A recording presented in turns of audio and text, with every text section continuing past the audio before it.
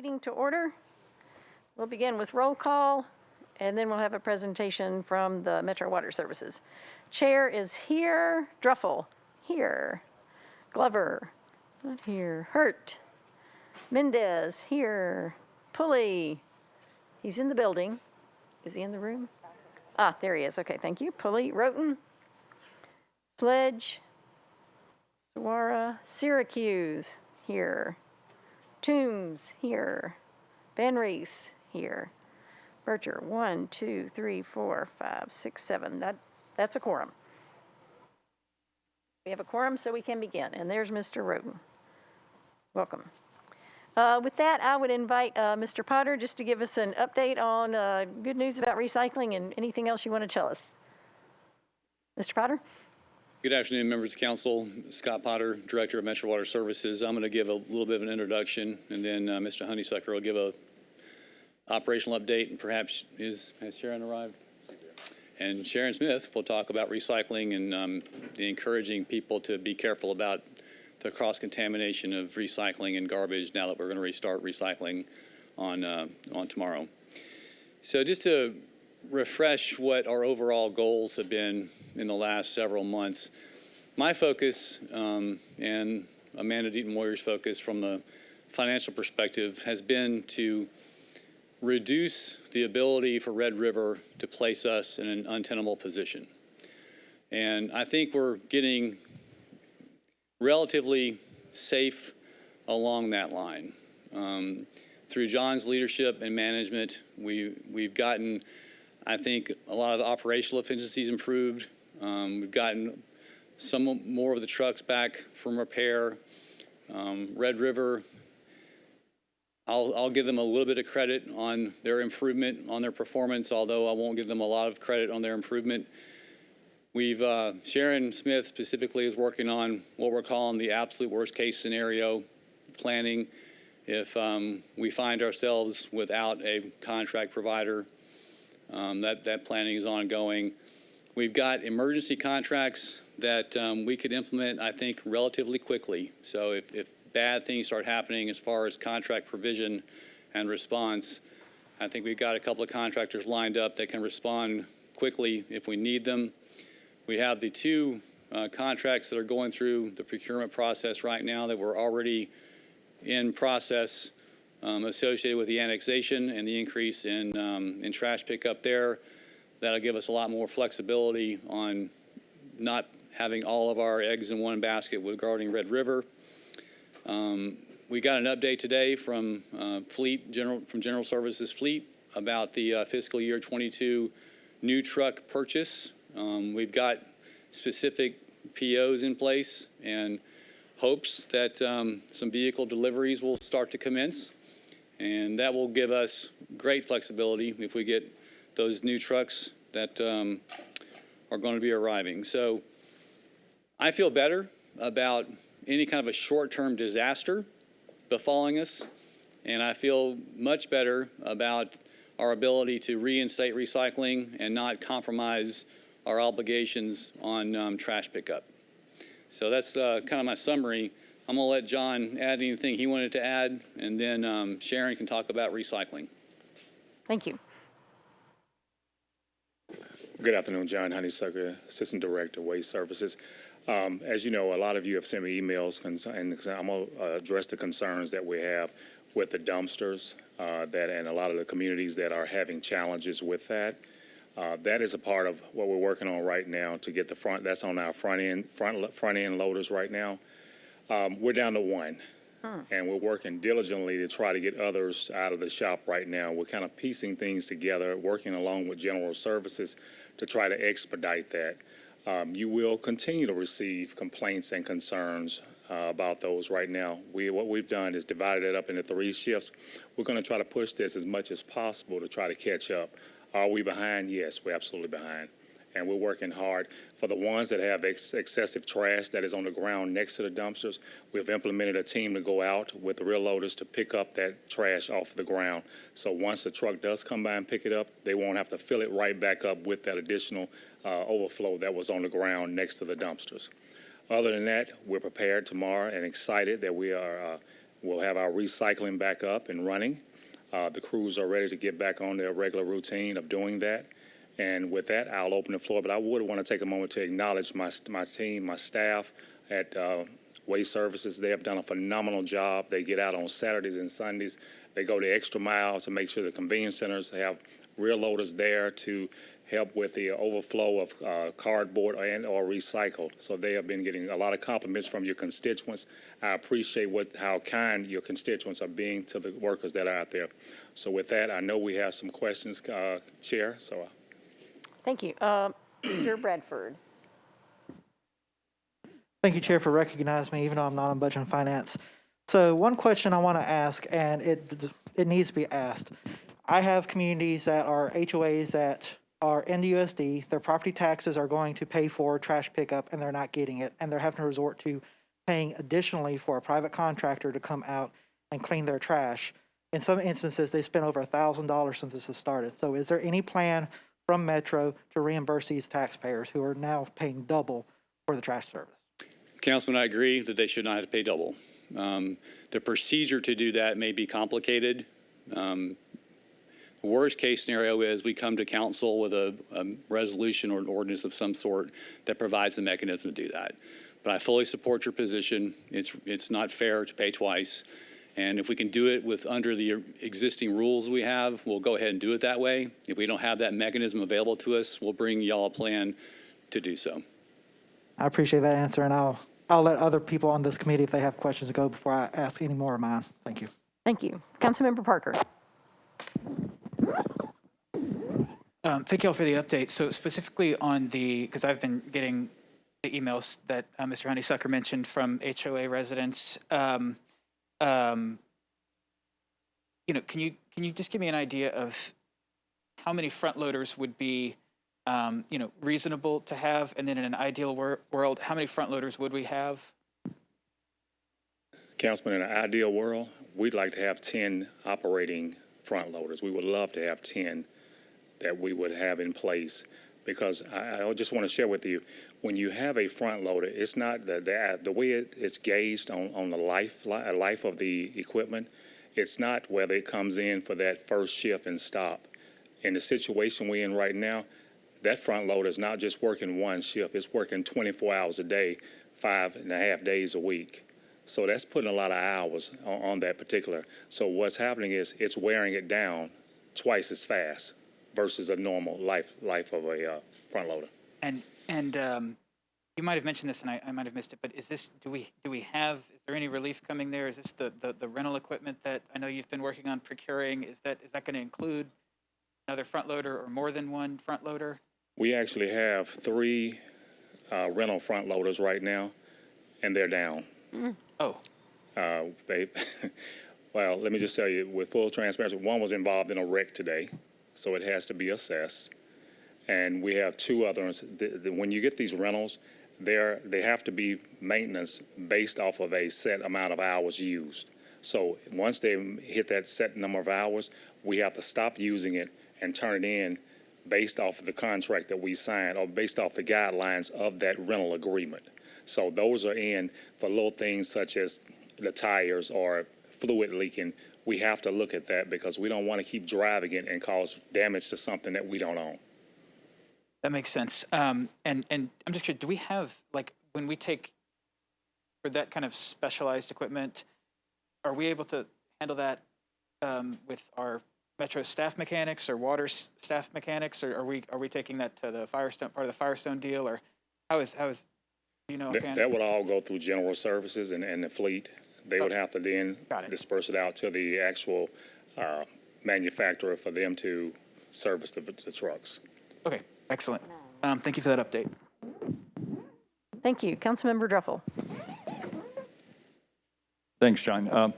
Question on with the new equipment. Is this to replace some of the old equipment? You might have mentioned this before, or is this just completely in addition to the equipment we have?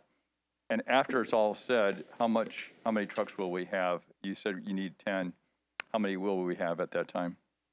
The equipment I mentioned about the purchase or fleet replacement program. So everything we're buying is replacement. None of that is expansion. Okay. So when John mentions 10 front loaders, then we're trying to maintain 10 at this point. We don't have any on order for expansion because I think that's well into the future.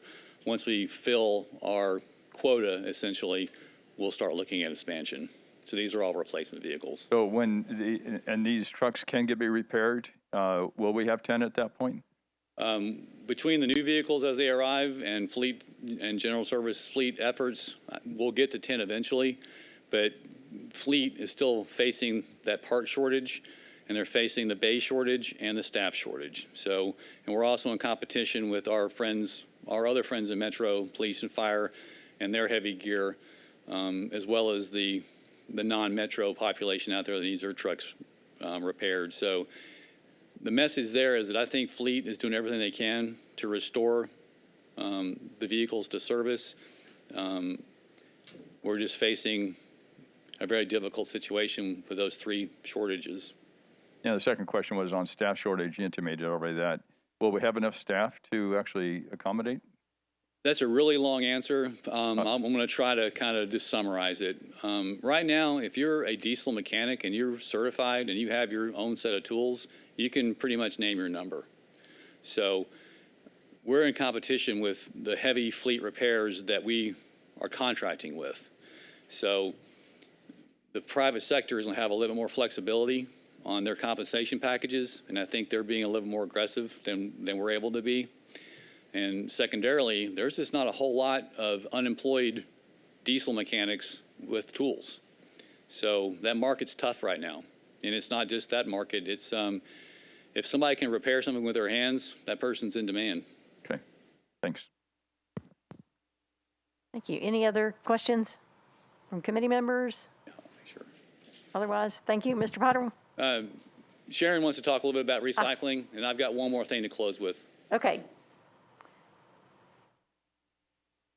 Thank you, Sharon Smith, and I think I've got the best topic for today, which is the return of curbside recycling. Woo. I know those of you who have residents that have first of the week collection, other than first Monday, because first Monday is going to be next week Monday. It'll be the first Monday of the month. Every first Tuesday through Friday, they're starting tomorrow. We're really hoping that people did some version of what I did, which was dump my recycling cart upside down, crush all the cans. I was able to get 2 months in one can. I'm really proud. So I've got to share that. Although I didn't put cardboard in there, so I just lied to you. My apologies. And hopefully people have done a good job making sure that they don't have any contamination in there.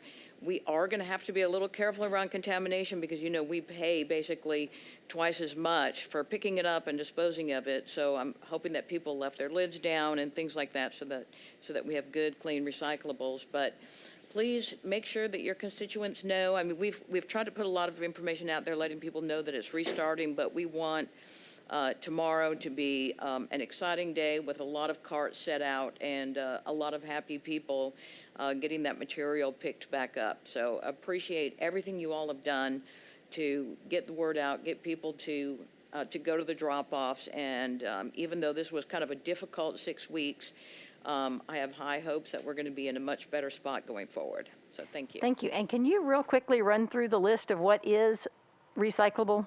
What should be in those bins? Thank you. Yeah, so of course your cardboard and aluminum cans and metal cans, those are sort of the easy things. The things that, and paper, the things that people find most confusing are the plastic items. So basically there's 3 things to remember with plastic. It's plastic bottles, plastic jars, and plastic jugs. Those are the only plastic containers that can go in there. Everything else is something that there's no real market out there for. And the interesting thing that last week I was reading an article that the plastic, some of the plastic lobbying groups are really looking at the industry and recommending moving away from manufacturing containers in non-recyclable plastic, even though it's going to be more expensive. And over the next 5 or so years, working towards focusing more on those highly recyclable plastics. There's been times over the last 12 months that plastic water jugs that are clear, were more valuable than aluminum cans. So some of these plastic items really, truly have a market, but there's a lot of them that just do not have anybody that wants to buy it. And so therefore, you can't recycle it if nobody out there is trying to make something else with that material.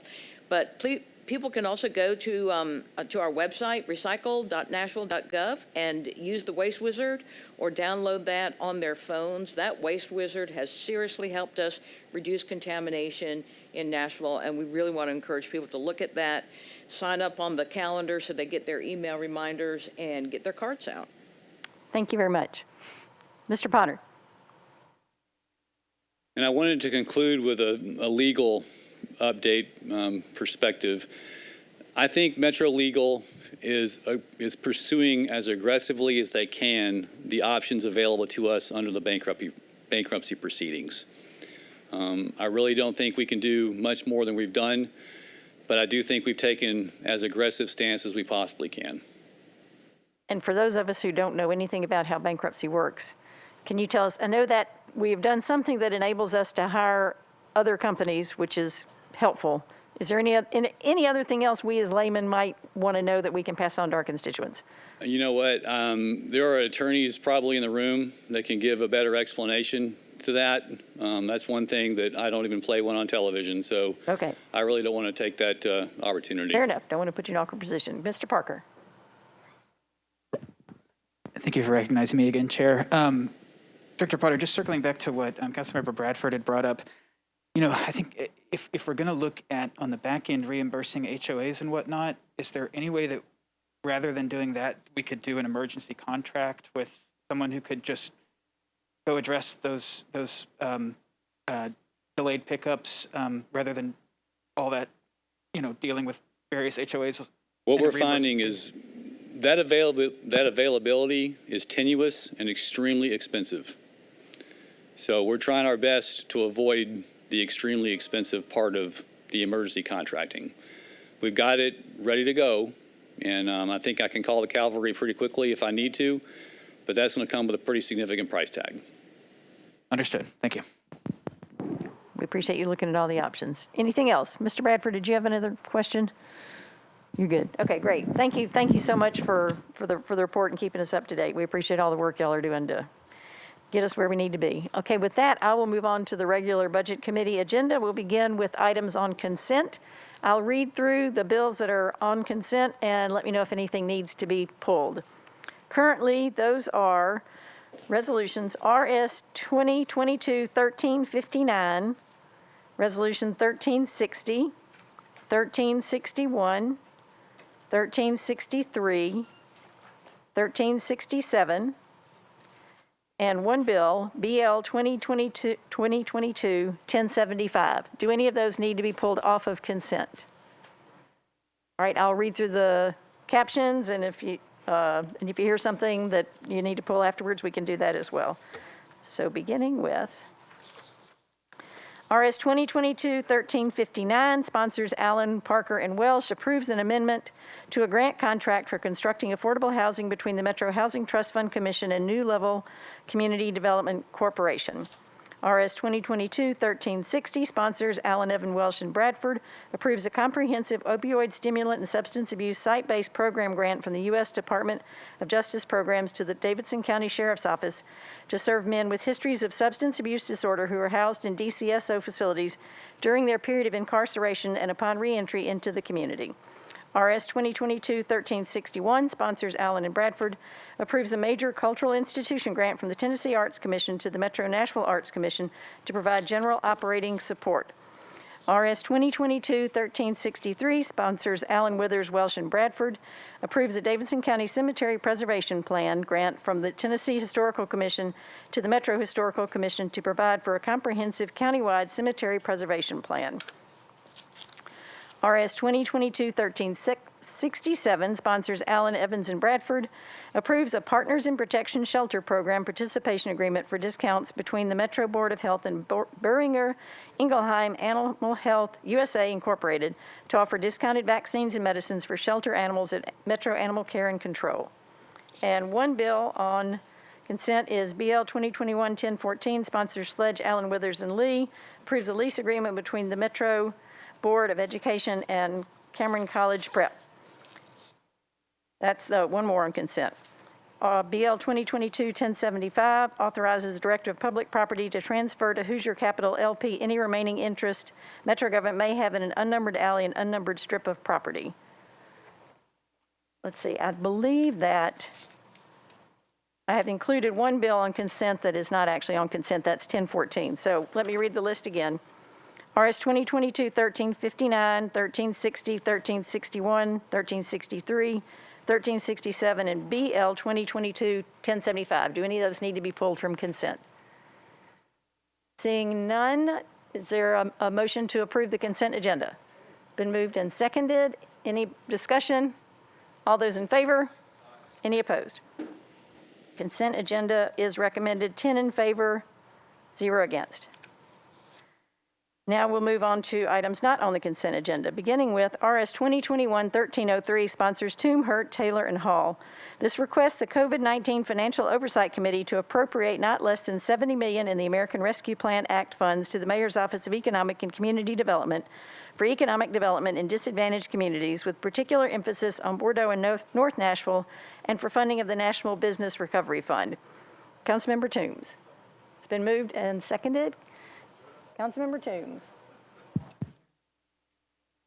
Thank you, Chair. In light of number 2, I'm going to be withdrawing. Withdraw. This one. Okay, we have a motion for withdrawal. Any discussion? Seeing none, all those in favor of withdrawal. Councilmember Vercher, is that a request to speak? You're kind of hidden by Councilmember. Yeah, if the sponsor can speak to the reason for the withdrawal. Councilmember Toombs. So the original resolution was asking the Oversight Committee to consider a $70 million plan, which would be $35 million over 2 years.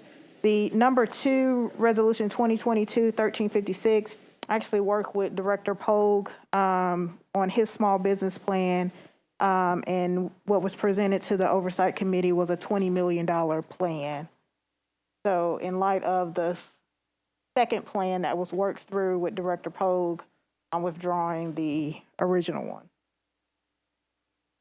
Thank you. Any other comments? Councilmember Vercher. Yeah, thank you, Chair. So we're going from 35 million to 20 million. Are we going to ask for another 20 million at some point in time before the funds are completely expended and we're not able to do this? Who is that question addressed to? I'm addressing it to you, Chair, for the sponsor. So the process for American Rescue Plan funds is generally for either an organization or a department to make these requests. So, Chair, there's approximately about 35 million left. And so of that 35 million that's left, when you take out everything that's been proposed, actually, if you put number 2 and number 3 together, it's 21.1 million. And it is my, I do intend that when that second wave of funds hits in July to come back for more money. This is just a start. Thank you. Okay, so it's been responded that this is step 1 and there will be Chair, a step 2. you're trying to find your words. Working for the words. Yeah, the sponsor answered. Thank you, Chair. Great. Thank you. Good discussion. Any other questions on this one?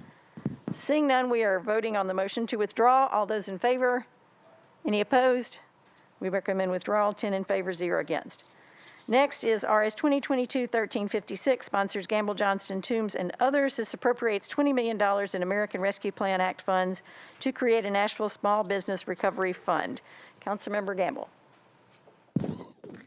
Thank you, Chair. As I don't serve on the Budget Committee, I do serve on the COVID-19 Financial Oversight Committee. Then let me ask for an official motion first. Okay. Okay, it's been moved and seconded. Thank you, Councilmember Gamble. Thank you. And I'd like to ask Mr. Pogue, if he is here, to come up to the podium and discuss this fund, this Nashville Small Business Recovery Fund, that the committee is recommending a $20 million allocation to address recovery of distressed small businesses, particularly in distressed and minority neighborhoods. But I'll let Mr. Pogue go from here. Thank you. Thank you. Mr. Pogue? Good afternoon, council members. My name is Courtney Pogue. I am the Director of Economic and Community Development for Metropolitan Nashville and Davidson County. What you have before you is a $20 million program to address small business recovery here in Nashville. As you know, small businesses are our lifeblood here. There are roughly 20,000 businesses that have less than 50 employees or less here in Nashville. And so we heard the need from them in regards to providing some type of capital in the sense of either grant capital or loan capital. So utilizing this ARP dollars, American Recovery dollars, we created a program to address their needs. Therefore, utilizing the $20 million in 3 buckets. One bucket would be $9 million in grants. Another $9 million would be for the Neighborhood Opportunity Fund, or National Opportunity Fund, which is basically managed by Pathway Lending. And $2 million would basically be for marketing, outreach, and technical assistance. As we heard from a number of small business operators throughout the pandemic, both from our surveys, but also in my meetings with them throughout the past 6 months, we heard that there's a need for technical assistance, but also capital. And so in that sense, we created a program that addresses 1, grant capital, which is more patient, 2, providing technical assistance, but also having the marketing and outreach capacity to make sure we're getting the word out about this program. And then the last bucket being a loan program, which has the more robust and wraparound services to address the needs of the community. And that's why this program is structured in its capacity. We're looking to support within the grant program, a bucket going toward North Nashville and Bordeaux. We saw from the CARES dollars that the program that was created before, that the impact of the program was not really there. So in this program, we're going to target that community. What we saw from the roughly 764 grants under the CARES program, within 7575218, only 9 transactions went to Bordeaux. What we saw in 37208, only 44 transactions out of 764 went to that area. So we want to make sure we were targeting those areas going forward. From there, there's another bucket going toward distressed communities in Nashville, which is based upon 7 criteria. Low to moderate income census tracts, areas of high unemployment. Yes, we do have a very low unemployment rate for all of Davidson County, which is about 2.7%. But we know within various pockets of Davidson County, the unemployment rates are greater than 12, 10, in some cases 9%. So there's definitely a need to address some of those census tracts that have adverse conditions, such as high unemployment, low to moderate income census tracts, our qualified census tracts under the New Market Tax Credit Program. We look at utilizing our promise zones and other criteria to qualify these areas as distress. So therefore targeting this program for those areas also. And then another bucket of capital under the grant program would go for all of Metropolitan Nashville to make sure we're addressing those small businesses with grant dollars. From there, we have our $2 million, like I said before, for marketing, outreach, and technical assistance. And the remaining $9 million will be geared toward providing a loan program that will be managed by Pathway Lending under our current Nashville Opportunity Fund. So recapitalizing that program to make sure as we transition businesses from recovery to stability, they have a partner with Pathway Lending and also our nonprofit institutions throughout Nashville, especially in North Nashville. So that gives a summary. If there are any questions, please let me know. Thank you. Good explanation. Any questions for Mr. Pogue? Councilmember Vercher. Thank you so much, Chair, and thank you, Director Pogue, for being here also. Can you tell the committee how many staff that you have that will help you administer this? We're going to outsource this program, as you know, within the mayor's office for this role of the mayor's office of economic development. It's just me and Eric Brown, who's over North Nashville. So we're outsourcing this program with Pathway Lending, would be the third-party manager of this program. Will they be doing will they be doing the marketing and the outreach? Mr. Pogue? We're going to work with the nonprofit institutions. So within the next COVID committee, we're going to identify a number of partners to help us with marketing, outreach, and technical assistance. As we saw with the CARES program, and as we heard from some of the business owners under the PPP or accessing the PPP program in the EIDL program, there was definitely a need for more technical assistance. So that's what we're doing with the $2 million to make sure we have a more focused and targeted outreach as it relates to providing assistance to small businesses here in that Metropolitan Nashville. How much will be allocated for marketing and outreach? $2 million. $2 million? Okay, thank you, Chair. Thank you. Any other questions? Thank you for that information. Oops, Councilmember Parker. Thank you, Chair, for again recognizing me, though I'm not a member of this committee. I have a question that for Mr. Pogue that came from a constituent who's a small business owner, and it sounds like there's a lot of buckets and moving parts here, but their question was, they were under the impression that it was sort of like a lottery, that there might be X number of applications and then only Y would be selected. And their question was, is there any possibility of lowering the maximum amount that could be awarded to like a larger business to allow more applicants into the program? Does that make sense in the context of this? In the sense of a lottery, that was one of the original designs of the program. We have removed the lottery aspect of the program, so it's really a first come, first served basis. However, someone applies, they need to get their 1099s in place or other documentation, 1040s or 1120s, federal tax forms in order, or P&Ls in place, profit and loss statements. The applicant or third-party vendor can work with Pathway to make sure to get their documents in. So there would be a reserved place for them in that sense. So if they can apply, you don't have your documents in order, there'll be a reservation made for them to give them time to submit to the program. We looked at the revenues or buckets from maxing out at $1 million because of what we saw within Davidson County. The bulk of our businesses are really small businesses that make less than $1 million. And there was roughly about 20,000 businesses that fit into that bucket. Then you kind of narrow it down to 50 employees or less. That shrinks the bucket again. And then you look at the stress census tracts, that shrinks it again. And then you look at, North Nashville and Bordeaux area. There's about 1,400 businesses in that area. And so there's various buckets we're looking at to make sure we're addressing the needs of these small businesses, which really are our lifeblood of a city. Excellent. Thank you for that explanation. Thank you. Any further discussion? Seeing none, all those in favor?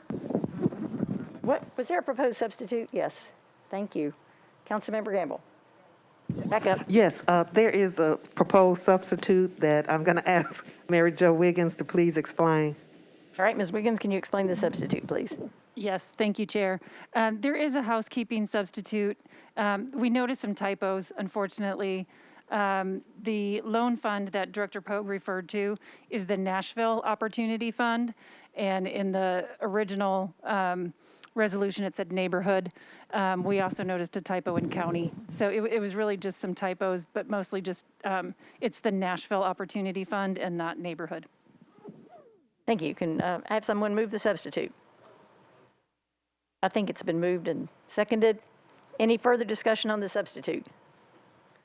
Seeing none, all those in favor of the substitute say aye. Any opposed? Bill is substituted. Now I need a motion on the bill as substituted. Has been moved and substituted. Any discussion on the bill, on the resolution as substituted? Seeing none, all those in favor? Any opposed? We recommend approval as substituted. Next is RS 2022-1357, sponsors Gamble, Johnston, Toombs, and others. This appropriates $1.1 million in American Rescue Plan Act funds for the Mayor's Office of Economic and Community Development to create an inclusive and equitable economic development plan and policy, and to conduct a market and value analysis that promotes balanced and strategic growth in Metro Nashville. Been moved and seconded. Councilmember Gamble. Thank you, Chair. I'd like to ask Director Pogue to come up again and explain this proposal or this resolution, but the committee did review the resolution and supports the resolution and ask for your consideration. Mr. Pogue. Mr. Pogue. Good afternoon again. Welcome back. Before you is a resolution for $1.1 million for creation of the first strategic plan for economic development in Nashville. As you know, we have a regional plan with the Chamber under the Partnership 2030. This is more or less creates a local plan that focuses on Nashville, Davidson County for creating an economic development strategy for Davidson County, and where we will focus on our core strengths and look at our weaknesses and opportunities and threats, but also creating a plan that is, one, has a very robust stakeholder engagement strategy, two, has a very focused targeted industry assessment, three, look at our more or less what industries we should focus on, and then four, what is the actual plan for economic development over a 3 to 5 year period? Looking at programs, policies, what is our strategies, what should we incentivize, what incentives should we create, what projects should we focus on, and so that's why we're kind of creating this. Looking around the country from our peer cities, from Austin to Atlanta to Chicago, Dallas, and so on, they all have plans for economic development on their websites within the city government. There's a regional plan in all those other cities, but there's also a very local plan for the city itself. Nashville needs a plan. I think we look at the small businesses I just spoke about. We look at workforce development. We look at business retention and expansion and attraction. We know we have issues within our communities or food deserts, medically underserved areas, workforce issues with our youth, 16 to 24. So this is basically a platform which can address some of these issues and create a plan that is more or less approved by council, supported by the mayor's office, but really allows the citizens and the businesses of Nashville to provide their input in creating a plan that is long-lived outside of this role that I have as the Director of Economic Development for Nashville. Another component of that is the market value analysis. A market value analysis allows you, as council members, to identify how we should best utilize our resources for housing, but also for workforce and economic development. Where should we focus on? What neighborhoods should we focus on? What areas are under stress? What areas are in need of additional housing? What areas are being gentrified? How do we address that? So having a market value analysis is another component of that. A number of peer cities also have market value analysis, being Memphis, Houston, New Orleans, Dallas. I just did one before I came here. So this is really a resolution to ask for those things to make sure that Nashville remains competitive in all senses, and that we have an inclusive and equitable plan for growth and for economic development and for developing housing in general and addressing the needs of all Nashvillians going forward.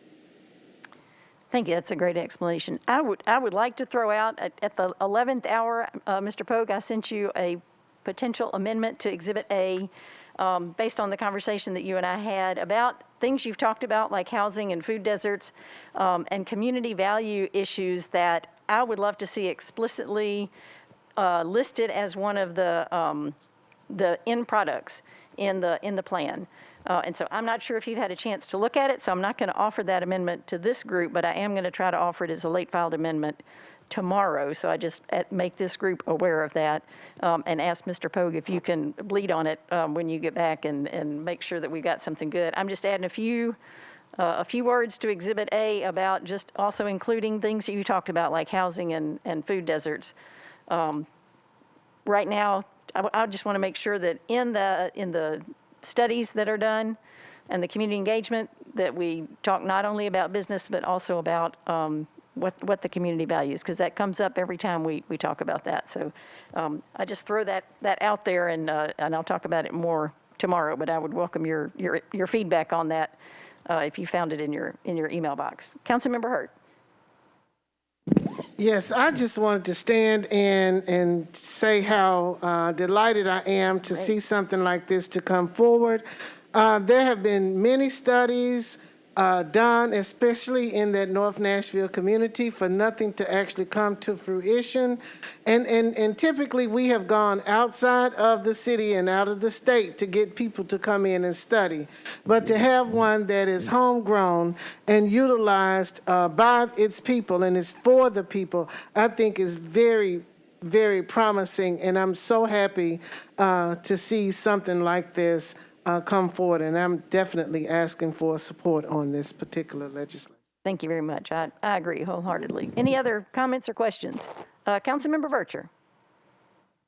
Thank you so much, Chair. I don't know who should answer this, but if someone could explain how this, both this resolution and the last, just how it's going to intersect with the new positions that was created in the administration's office as it relates to performance and strategy.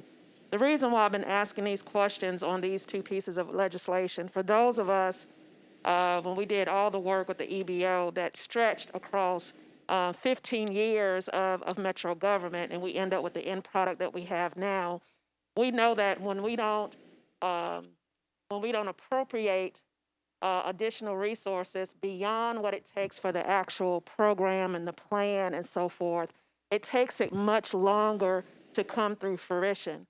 So when I was asking Director Poe, who's your staff, who's your team, who's going to be assisting and administering with marketing, et cetera, so that this program can be very successful, because we want him to succeed. So we know we have all these other additional positions, people on staff, many I don't know, never met, but that's beside the point, in these new created positions for performance and strategy. I think it's important, Chair, that when we continue to appropriate these dollars, that we're looking at it with a lens that is all related, because this is how we end up with more stressors on our scarce resources. And I don't know who should answer that question, but I really want to know like how all this intersects with all these other departments, so that Director Pogue isn't a man on an island by himself trying to move a big ship. Thank you. Thank you. I'll see if Mr. Pogue has any comment, and then I'll go to the administration. Do you have anything you want to add to that, Mr. Pogue? You know, in creating a plan for economic development, it really looks at, it's not just economic development by itself, it's housing, it's workforce, it's police, it's public safety. It ties all these things together.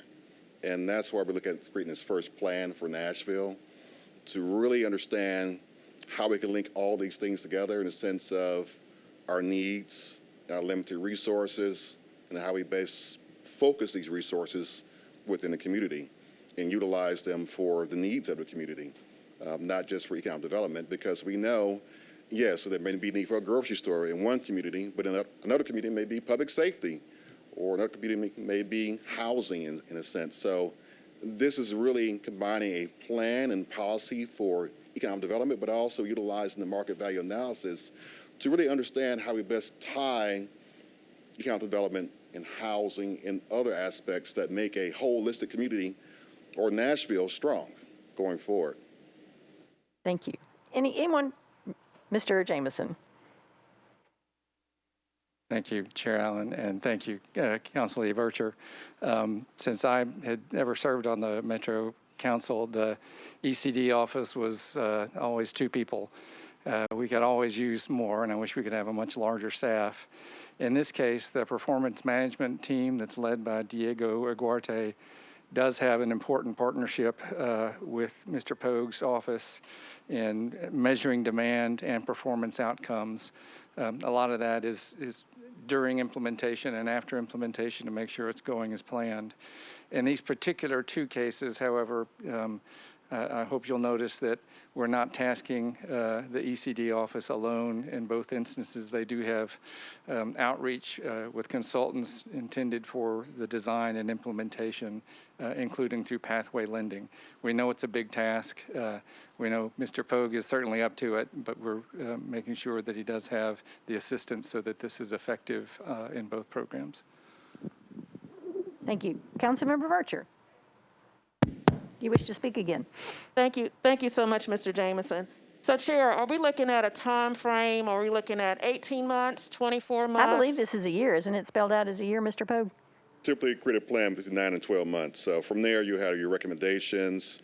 That may entail creating an Office of Economic Development by itself. It may entail creating a corporation. And so if you go to other cities that have plans like this, say, for example, Austin. Austin has a regional chamber, Austin Chamber.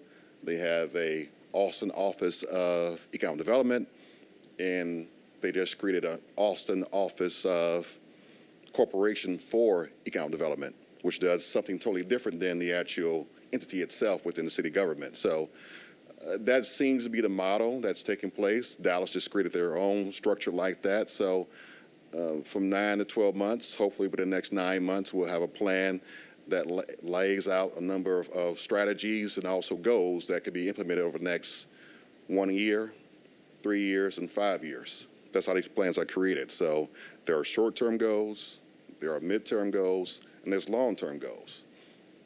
Thank you. Thank you so much, Chair. Thank you, Director Pogue. How many was on staff for Dallas ECD when you were doing their plan? Operationally, I had a 34 and a budget for 42 FTEs. Thank you. Now we're talking, Chair. Okay. So, I believe Director we're Pogue, voting on an allocation to do a study that we will hire a consultant on. It's all related, Chair. It's all related. This is the Budget and Finance Committee. I'm going somewhere with this. Okay. So we are approaching budget season. Director Pogue is going to need personnel. So I know it took us some time to get there, but this is where I was leading up to. I go back to we want him to succeed, and we want to make sure that we're giving him the resources beyond the allocations for the studies and the plans and so forth. He's going to need people. Thank you, Chair. Point well taken. We will bring that up again repeatedly. Thank you so much. Any further discussion on this allocation? Seeing none, all those in favor? Say aye. Any opposed? Any abstain? We recommend approval of the allegation and good discussion as well. Thank you so much, Mr. Pogue. Next is RS 2022-1362, sponsors Johnston, Gamble, Allen, and others. This appropriates $1,046,000 in American Rescue Plan Act funds to provide rent relief to vendors at the Nashville Flea Market. Do I have a motion? I have a letter from the sponsor for approval, and it's been moved approval and seconded. Any discussion? Councilmember Vercher. Chair, is this where we are allocating to pay the flea market, to pay vendors? I'm going to ask Laura to come up and answer that And I know question. I had an issue with this the last time we did this too, because it's like we're paying ourselves. So if we can just get some clarity. Thank you. Chair, council members, I'm Laura Womack, the Executive Director at the Fairgrounds. How we have this program designed is a rent relief program to the vendors. It is set up similarly to the farmers market program that you have seen previously. We would be also working with Pathway Lending to receive a disbursement of funds in which the flea market vendors would utilize, and we would use that funding to offset their rent. So they would get rent relief up to 8 months, depending on their status, and we will receive the revenue, and there will be no outlay of that particular rent money from the vendors themselves. Thank you for that explanation. Other questions? Councilmember Hurt. This is not necessarily about the flea market, but about the fact that she indicated that Pathway Lending is going to be the one distributing these funds. And I know that Pathway Lending is also the distributor of the small business. And at a meeting of the COVID committee, I had some concerns because I'm not sure if there is another partner that specifically deal with minorities that's going to be assisting Pathway Lending. But it was very concerning to me that in the CARES funds, Pathway Lending's senior CEO makes more money in 1 year than all of the money that was distributed for small businesses and nonprofits for the minorities, Black, Latinx, all minorities. And it's very concerning that I'm still hearing that money is still getting distributed to Pathway Lending, and I'm not sure on what basis that they were solely selected as the distributor of such funds. Thank you. Let's see if we can get an answer from someone on the committee or Ms. Wiggins. Councilmember Gamble, thank you for that question. I'll start and then pass it over to Ms. Wiggins. So with the first round of CARES funding, if you recall, we were dealing with a limited amount of time in distributing those funds. I think it was about 4 months that we had to distribute $3 million in assistance for small businesses. And at that time, we didn't have the time to do a regular RFP to, I guess, look for agencies that might be able to do this. However, we looked at agencies that already are registered with Metro and have provided similar services for Metro and asked them if they were interested in partnering with this on this, and Pathway Lending stepped up to do it. And they did it with the yeoman's ability with the short amount of time that we had. Now, given said that, we recognize that there were organizations that, for whatever reason, particularly in our minority communities, that missed out on the CARES funding, those CARES allocation. So with this round of ARP funding, we have additional time to allocate the funds. We have additional time for planning that we didn't have in the first go round. And so this time, the committee is recommending that, yes, while Pathway Lending has demonstrated that they can do this, they did it for us with the CARES Act, we want to rely on them again for this. However, we're wanting them to also partner with other financial institutions, particularly as it relates to North Nashville, partnering with a North Nashville financial institution to administer that $5 million. So that will be happening. They have reached out to Citizens Bank as well as the Metro Teachers Credit Union on Jefferson Street. So that will happen with that. Trying to remember if there was something else. And also, in addition, with that $20 million, the $2 million of marketing, outreach, and technical assistance was added to try to address where we were lacking with the CARES funding. Because while the intention was for minority businesses, and we had a set aside of 30% of those dollars going to minority businesses, and we met that. I think it was 32% when it ended, went to minority businesses. However, there was still a lot left out. And what we were hearing in the community and from you, Councilmember Hurt, and others, is that a lot of those businesses, for whatever reason, either they didn't know or they didn't have the assistance, the hand-holding they needed to get to Pathway or wherever they needed to be to get that assistance. So this time, with that $2 million, we're proposing to partner with organizations, business leaders and organizations within those communities, whether it's Connexion Americas, the Bordeaux Business Coalition, North Nashville Business Consortium, partnering with those organizations so they can help us make sure that their members and these businesses don't miss out on the round of allocations this time. And I'll turn it over to Ms. Wiggins if she has anything to add. Thank you. Ms. Wiggins? Thank you, Chair. Really, Councilwoman Gamble said it all. There's not much to add. What we've really discovered is that we have a lot of organizations that don't have the capacity to manage the level of funds. We've had organizations not want to be in charge of the federal funds. There are a lot of restrictions with the federal funds, but exactly what Councilwoman Gamble said, we know that there was also a gap. And so to address that gap with our nonprofit partners, working with Pathway Lending and specifically asking Pathway to reach out to some of the other financial institutions in North Nashville, we think we can close those gaps and include more of our nonprofits in that process. Thank you.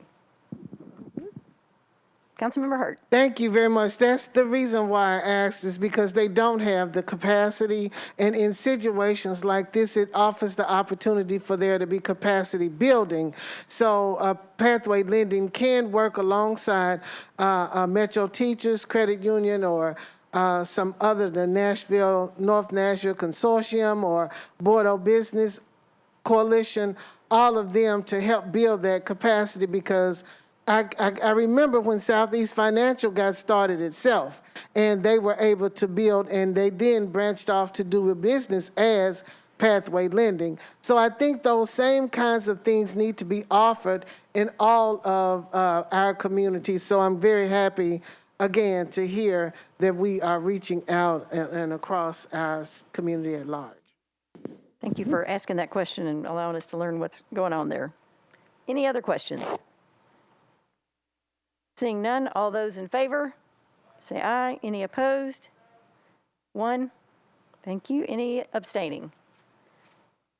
We recommend approval, 9 in favor, 1 against, 0 abstaining. Next is RS 2022-1364, sponsors Syracuse, Hancock, Bradford, and others. This approves an intergovernmental agreement to allow Nashville Public Radio to assume the Nashville Education, Community, and Arts Television Corporation's responsibilities for operating and programming the Metro-owned cable channels for art, education, and public community access. Do I have a motion? So moved. It's been moved and seconded. Any discussion?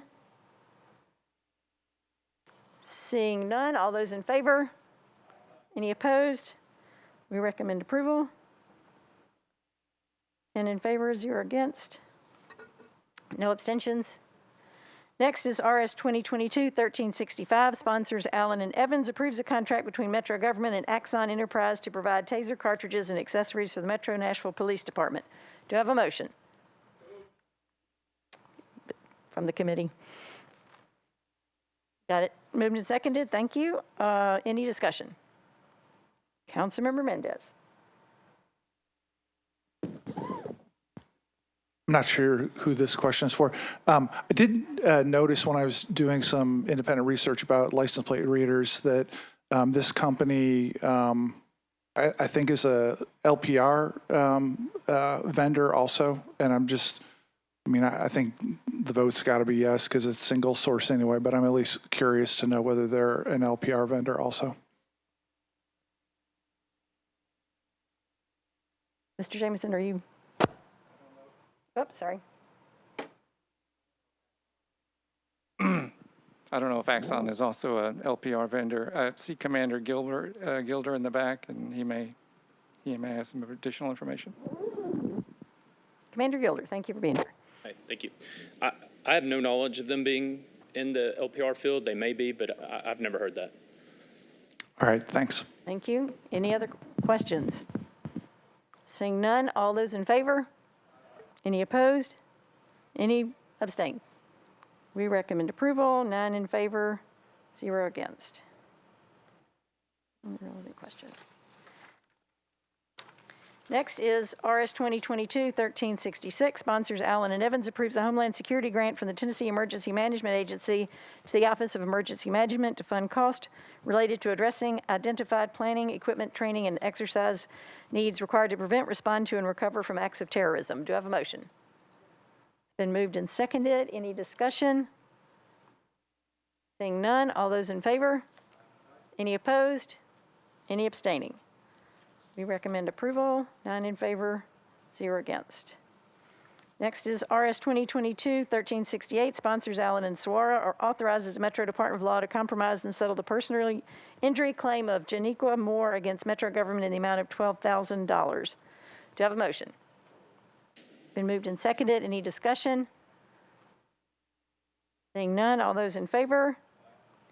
Any opposed? We recommend approval, 9 in favor, 0 against. Next are bills on second reading. BL 2021-1014, sponsors Sledge, Allen, Withers, and Lee. Approves a lease agreement between the Metro Board of Education and Cameron College Prep. Do you have a motion? It's been moved and seconded. Any discussion? Seeing none, all those in favor? Any opposed? We recommend approval, 9 in favor, 0 against. Next is RS 2021-1049, sponsors Toombs and Van Reese, approves the Metro Code relative to the audit requirements for nonprofit organizations receiving appropriations from Metro government. Councilmember Toombs, and I think there's a substitute. Thank you, Chair. I'd like to move the substitute with a brief explanation. Thank you. Is there a second? Okay, it's been seconded. Councilmember Toombs. So rather than have one threshold for when an audit is triggered, the substitute sets out tiers. And I don't have the wording in front of me. Perhaps Ms. Darby can help me out with the wording, but there are tiers. The highest one, if you're over 500,000, would require an audit. If you are 250 to 500,000, you have to have an audit by a CPA. If it's less than 250, there's an audit by somebody. You're good. Darby? If it's between 50, if the revenue is between 50,000 and 250,000, then there needs to be a compilation of financial statements put together by a CPA. Okay. And if you're under 50,000, you just need to have your own financial statements that you put together. Internally prepared. Internally. Yes. Right. And there's some definitions. Thank you. So we've created a tiered system so Correct. that the smaller ones have a lower. Correct, because the concern was that smaller nonprofits were having to meet a really high hurdle in trying to get an audit for what oftentimes is a very small amount of money. To my understanding, an audit can cost, at least like $7,000, if not more, depending on what you're trying to do. And that's a significant hurdle to some of these nonprofits that have been in the community for years doing good work, but they're on a shoestring budget.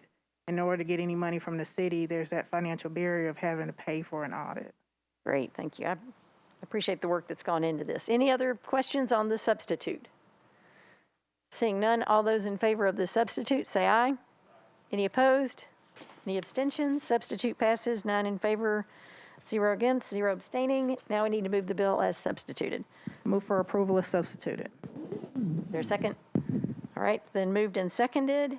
Any discussion on the bill as substituted? Seeing none, all those in favor? Any opposed? We recommend approval as substituted. Next is BL 2022-1074. Sponsors Allen approves an amendment to the contract for deferred compensation services between Voya Retirement Insurance and Annuity Company and Voya Financial Partners, LLC, and Metro Government, which extends the term of the contract. Do I have a motion? Been moved and seconded. Any discussion? Seeing none, all those in favor? Any opposed? We recommend approval. 9 in favor, 0 against. Any abstentions? No abstentions. Next is BL 2022-1076, sponsors O'Connell, Allen, Withers, and Young. This approves a participating agreement between the National Department of Transportation and Multimodal Infrastructure and SP Church Project, LLC for sidewalk repairs on Church Street. Do I have a motion? Been moved and seconded. Any discussion? Seeing none, all those in favor? Any opposed?